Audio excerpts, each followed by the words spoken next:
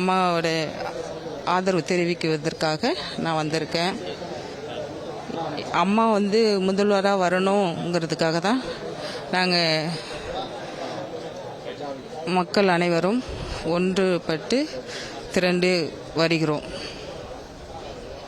அம்மா பெண்களுக்கு பாதுகாப்பு எதுவுமே கிடைக்கல.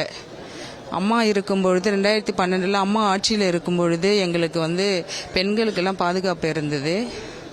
பெண்கள் எங்கே வேணாலும் தனியாக செல்வார்கள்.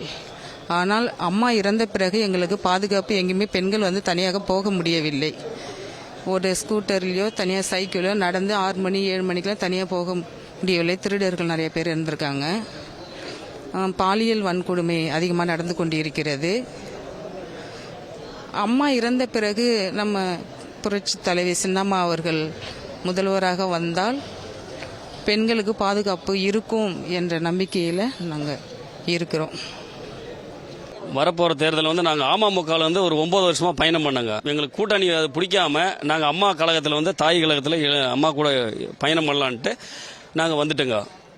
இப்போ அம்மா சிஎம் ஆகணுன்றது எங்களுக்கு ஒரு கோரிக்கை, எங்களுக்கு ஒரு நிபந்தனை. அதுக்காக நாங்கள் திருப்பத்தூர் மாவட்டத்திலேருந்து நாங்கள் இங்கே வந்திருக்கிறோங்க.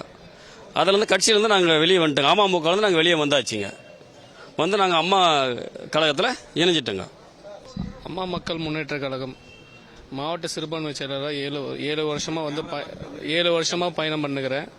இது அம்மாவின் நல்லாட்சி இருக்கும். நல்லாட்சி எப்படி இருந்ததோ அதே மாதிரி சின்னம்மாவும் ஆட்சிக்கு அவங்க மறுபடியும் அம்மா ஆட்சியை மறுபடியும் நிலைநாட்டணும்னு கேட்டுக்கிறேன்.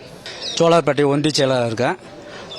அவர் அமமுகவில் இருந்த 9 வருஷமாக அவர் தனித்து கூட்டணியாக போனதுனால எங்களுக்கு அதில் விருப்பம் இல்லாததுனால அம்மாவோட இணைஞ்சு பயணிக்கலான்ட்டு அம்மா கட்சியில் இணையலான்ட்டு வந்துங்க.